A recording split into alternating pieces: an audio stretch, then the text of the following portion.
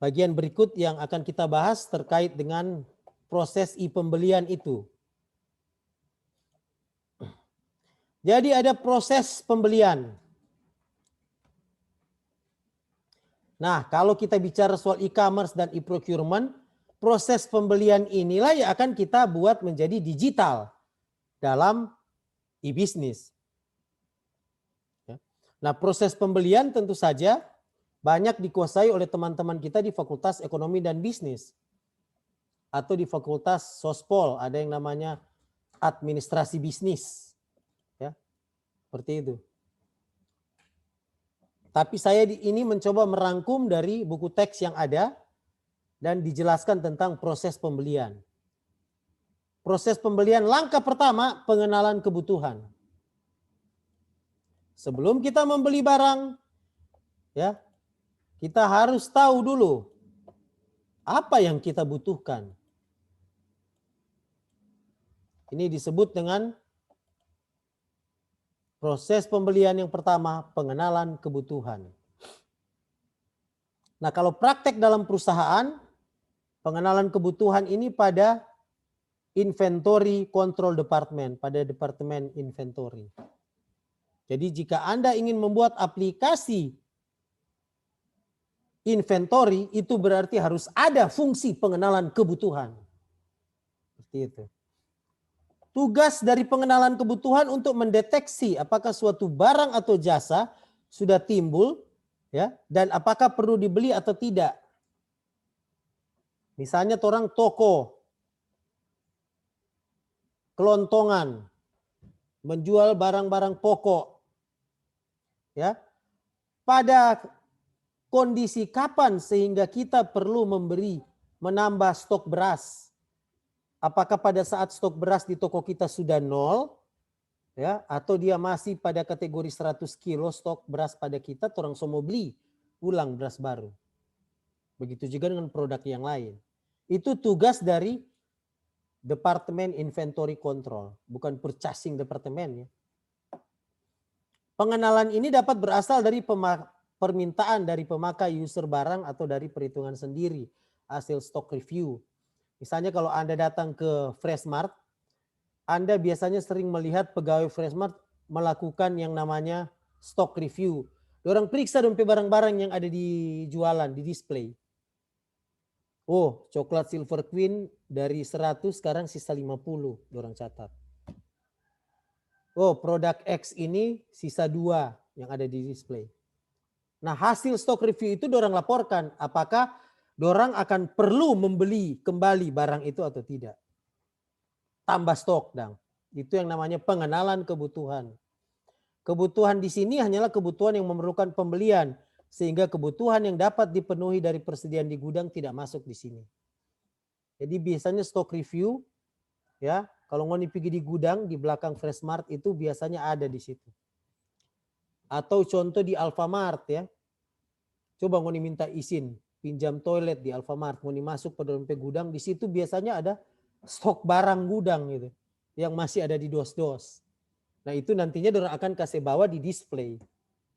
Nah, itu proses pembelian yang pertama, namanya pengenalan kebutuhan. Waktu dan cara perhitungan kebutuhan yang akan datang masuk dalam inventory control atau inventory management. Jadi kalau ingin membuat aplikasi inventory control harus berisi ini. Apa itu? Pengenalan kebutuhan. Harus berisi stock review. Proses pembelian yang kedua, penentuan kebutuhan. Penentuan kebutuhan itu adalah menentukan kebutuhan barang yang dibedakan antara pengenalan kebutuhan dan penentuan kebutuhan. Jadi kalau penentuan kebutuhan ini dorang mulai atur. Oh, kalau Silver Queen kalau so habis 100 so boleh tambah ulang dari gudang. Kemudian beli 50 di supplier. Ya. Mentega margarin 5 kilo, kalau dia so laku 10, so mesti keluar dari gudang 5, ya, kemudian beli ke supplier 0. Jadi jangan dulu beli kalau mentega. Seperti itu. Itu dilakukan oleh inventory, ya. Jadi penentuan kebutuhan termasuk menentukan jumlah yang perlu dibeli dan kapan barang yang dibeli harus datang serta di mana barang tersebut diperlukan. Itu proses pembelian yang kedua, penentuan kebutuhan, masih dilakukan di inventory. Nah, baru yang ketiga, proses pembelian itu adalah pemilihan sumber pembelian. Misalnya stok barang Silver Queen, kita mau beli pas apa? Air Aqua, kita mau beli kemana gitu kan. Ya, coklat Cadbury Swiss itu apakah kita harus impor misalnya? Atau barang di Alfamart yang sering diimpor itu misalnya susu SG2A6 itu pasti harus impor itu. Karena tidak dari dalam negeri produknya. Itu yang namanya proses pemilihan sumber pembelian. Mau beli di mana ini barang ini? Nah, itu biasanya sudah dilakukan oleh purchasing agent atau dia gunakan outsourcing ya. Dia pakai supplier untuk kasih masuk di toko patorang. Seperti itu. Jadi langkah ketiga di proses pembelian itu sudah masuk ke purchasing department. Bukan lagi ke inventory ya. Jadi inventory itu hanya mengidentifikasi kebutuhan dan mendata kebutuhan. Sedangkan mulai langkah 3 pemilihan sumber pembelian itu sudah dilakukan oleh purchasing department.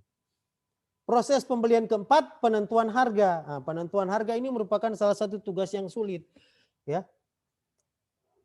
Seperti ini. Karena mau ditentukan harga yang pantas, ya, untuk produk Pepsodent ukuran 50 gram. Nah, itu biasanya ada ilmunya.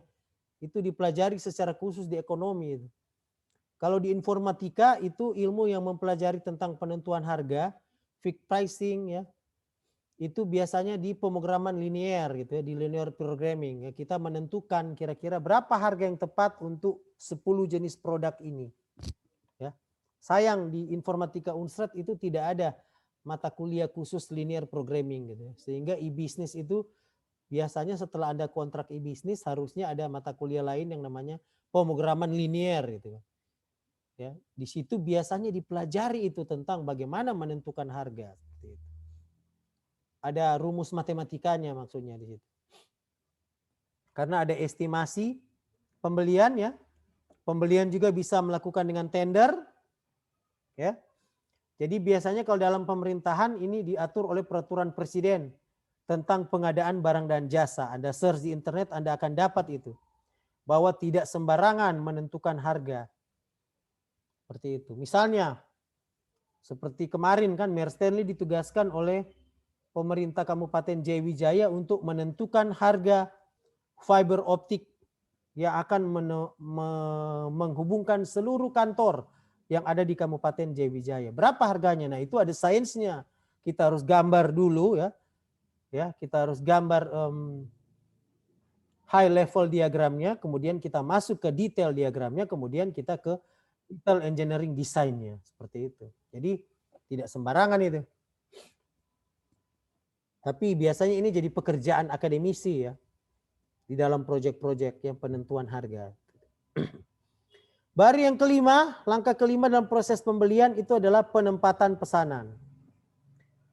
Penempatan pesanan biasanya dilakukan dalam mengeluarkan dokumen yang pertama yaitu purchase order atau pembuatan kontrak pembelian. Dalam PO, purchase order disingkat PO, atau biasanya disebut kontrak, semua persyaratan ketentuan yang dianggap perlu harus dicantumkan ya.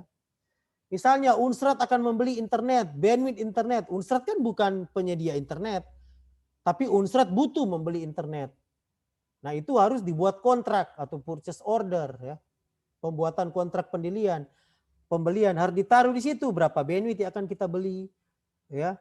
Kalau ada gangguan itu bagaimana caranya akan diatasi. Dari pembelian bandwidth ini kira-kira akan dikasih timbal balik apa dari perusahaan yang akan kita beli, seperti itu. Itu namanya kontrak pembelian. Ya. Jadi ini ada kontrak pembelian secara khusus ya. Seperti itu. Baru langkah keenam, penindaklanjutan pesanan setelah kita membuat purchase order ya. Dan sesudah kita keluarkan purchase ordernya, ya tentu saja kita harus melakukan pembelian ya. Purchase order yang sudah dikeluarkan perlu ditindaklanjuti dengan cermat. Yang bertanggung jawab ada proses ini itu siapa yang mengeluarkan purchase ordernya, seperti itu. Biasanya purchasing department. Ya, jadi kita langsung mengontak supplier mana yang akan kita beli, gitu, seperti itu. Baru proses yang ketujuh, melakukan pencatatan. Pencatatan purchasing meliputi pencatatan tindakan pembelian dan filling dokumen, mengisi dokumen-dokumen pembelian. Pencatatan ini dilakukan untuk maksud-maksud tempat dan sebab kelambatan, status atau perkembangan pembelian, menyusun statistik dan laporan pencarian data lama, seperti itu. Jadi biasanya kalau sudah e-bisnis tentu pencatatan ini dilakukan dengan komputer, ada aplikasinya yang bisa kita buat. Seperti itu. Baru yang ke-8, memelihara hubungan dengan rekanan. Ya, relasi utama para buyer adalah para rekanan penjual barang dan jasa. Oleh karena itu hubungan dengan mereka perlu dipelihara. Jadi perlu dipelihara hubungan dengan supplier. Dalam pendekatan purchasing management yang baru, hubungan buyer supplier tidak lagi dianggap sebagai hubungan antar pihak-pihak yang berlawanan kepentingan, tetapi sebagai mitra kerja. Makanya Gojek selalu menyebut GP driver sebagai mitra kerja atau partner. Karena mereka ada hubungan buyer supplier di situ. Dalam konteks e-procurement. Seperti itu.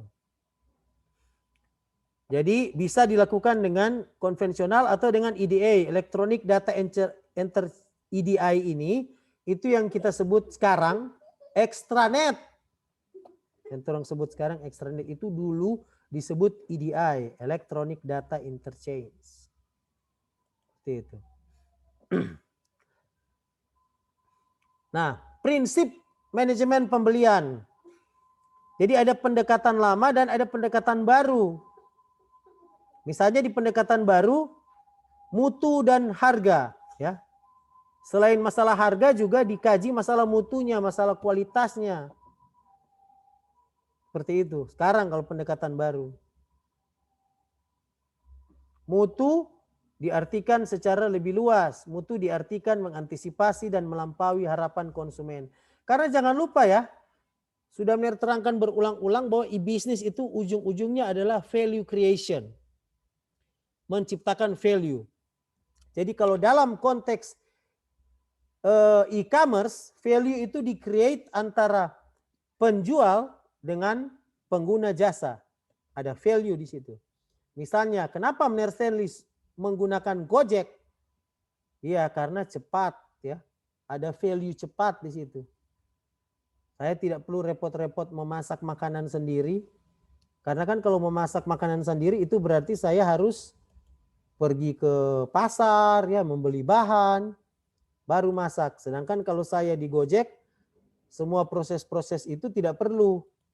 Saya langsung beli aja di situ.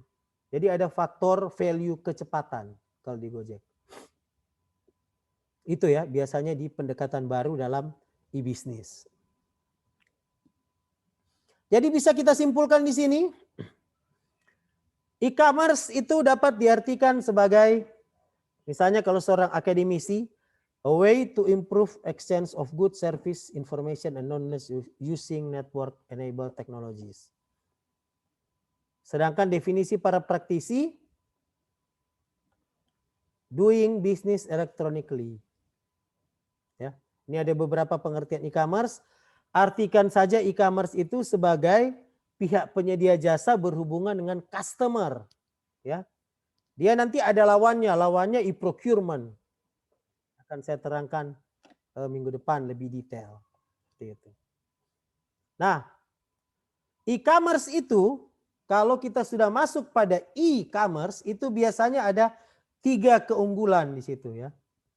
Keunggulan reach atau jangkauan, afiliasi dan kekayaan atau richness. Jadi kalau kita melakukan pembelian dengan gaya digital ya, itu biasanya jangkauannya lebih luas. Produk yang kita jual begitu kita posting di website atau posting di Bukalapak, maka kita bisa mendapatkan customer nasional seluruh Indonesia. Ya. Itu yang namanya jangkauan reach. Ya. Kekayaan adalah kedalaman atau keterincian informasi mengenai barang dan jasa. Ya. Jadi biasanya kalau kita menjual secara online, itu keterangan tentang barang dan jasa yang kita jual itu biasanya detail. Malah sekarang ada gambar-gambar, malah sekarang ada video. Itu maksudnya richness di dalam e-commerce. Baru yang ketiga masalah affiliation, keberpihakan pada satu pihak. Hanya muncul pada e-commerce. E-commerce cenderung untuk berpihak kepada customer, kepada konsumen. Jadi kontrol lebih banyak kepada customer. Saya yang pilih, malah kalau di Gojek saya bisa batalkan order. Seperti itu ya. Ya kalau di penjualan biasa tidak bisa Anda batalkan order kalau Anda sudah order. Tapi kalau di e-commerce bisa batal, bisa dibatalkan. Itu yang namanya richness. Affiliation. Ya. Seperti itu, afiliasi. Nah, sekarang coba kita lihat studi kasus yang ada. Ini contoh akun Amazon ya. Kalau kita klik Amazon akan langsung terdeteksi kita dari Indonesia. Kemudian kita akan ditampilkan halaman awal. Halaman awal di mana ini halaman awal ini kayak seperti etalase toko. Kita klik, kita bisa masuk ke situ. Ya. Ini akun saya, itu saya biasanya kalau Amazon itu saya akses dari Kindle ya. Saya punya device khusus berbelanja di Amazon, berbelanja online itu pakai Kindle Fire. Kindle Fire itu dibuat oleh Amazon. Dibuat untuk apa? Untuk berbelanja di Amazon. Nah ceritanya kan Munir ini suka baca buku ya. Kindle itu saya beli di tahun 2000-an ya, Kindle Fire generasi kedua. 2007 ya saya beli itu. Sebelumnya saya punya Kindle Fire generasi pertama masih hitam putih. Bisa beli buku di Amazon karena dulunya kan Amazon hanya buku ya. Jadi saya beli buku, bukunya e-book. Kemudian di Kindle Fire itu ada reader ya, ada aplikasi membaca, bisa saya langsung baca dari situ. Kindle Fire generasi kedua itu dia sudah bisa chatting, ada aplikasi medsos di dalam Kindle Fire itu, tinggal tekan kita bisa macam-macam. Dan Amazon itu sudah jadi swalayan di generasi kedua Kindle Fire itu. Jadi bukan cuma buku, sampai semua orang jual sekarang. Tapi di Amazon itu, Amazon sendiri tidak membuat produk-produk ini, ngerti nggak? Dia kayak Gojek dia. Jadi dia toko besar dan dia punya banyak supplier. Ya. Dia bisa penjualan komputer, Amazon tidak membuat komputer, tapi dia mengontak supplier untuk mengirimkan ke kita. Makanya Stanley kalau biasanya belanja di Amazon, biasanya saya beli buku, entah itu e-book atau buku teks ya. Itu kadang-kadang kalau saya beli buku teks yang print ya, yang cetak, itu kadang-kadang itu di kode pos, tanda kode pos itu bukunya datang dari Singapura, ada DP tanda kok itu kode pos. Kita pernah pernah beli buku, bukunya tandanya dari Brasil, bayangkan itu. Ya, baru pernah satu kali dari Belanda. Tapi saya tidak beli di Belanda, di Brasil atau Singapura, saya belinya di Amazon. Ya. Waktu saya beli, Amazon berupaya menemukan supplier mana yang bisa menyediakan buku saya. Dan ternyata suppliernya berbeda-beda. Bisa dari Singapura, bisa dari Brasil, bisa dari Belanda. Itu Amazon gitu. Model bisnis dari Amazon. Ya, dia punya model bisnis e-commerce berhubungan dengan saya dan e-procurement berhubungan dengan macam-macam macam-macam supplier yang berada di seluruh dunia loh. Ini hebatnya teknologi internet. Ya, bisa beli barang dari seluruh dunia. Tanpa saya tahu, tanpa customer tahu barang itu akan sampai dari mana. Pokoknya sampai di saya. Saya hanya lihat kode posnya aja kan. Ternyata ini barang dari Jerman. Ini dari Singapura. Itu kalau Anda beli dari Amazon. Makanya waktu tibanya biasanya berbeda-beda. Waktu tiba ke kita meskipun produk bukunya sama kita beli. Jadi proses e-pembelian di Amazon, kita klik satu, kita klik amazon.com, klik dua misalnya kita klik books, ya, klik tiga kita outsourcing ya, bukunya itu ternyata jenis buku yang akan kita mau beli dan klik go. Sesudah itu kita klik strategic outsourcing dan sebagainya, baru kita add to shopping chart. Kita cek bayar, kita continue, dan kita verifikasi, kita bayar. Itu langkah-langkahnya. Nah, sekarang ya, tugas Anda itu sekarang adalah membandingkan langkah-langkah e-pembelian di Maxim dengan di Gojek. Ya. Maxim ini menarik ini. Ada aplikasi transportasi, jasa transportasi yang Manado. Ya, hanya khusus berlaku di Manado. Sedangkan Gojek dia berlaku di nasional. Bahkan sekarang Gojek sudah internasional. Yang saya maksudkan di sini adalah untuk Anda presentasikan minggu depan. Ini ya, langkah-langkah e-pembeliannya gitu ya. Amazon kan langkah-langkahnya klik ini, klik ini, klik ini. Nah, sekarang ya, Anda bandingkan langkah-langkah pembelian di Gojek dan di Maxim. Ya, kemudian tugas kelompok ini dipresentasikan minggu depan. Oke, saya kira itu saja materi kita pada hari ini tentang e-commerce dan e-procurement bagi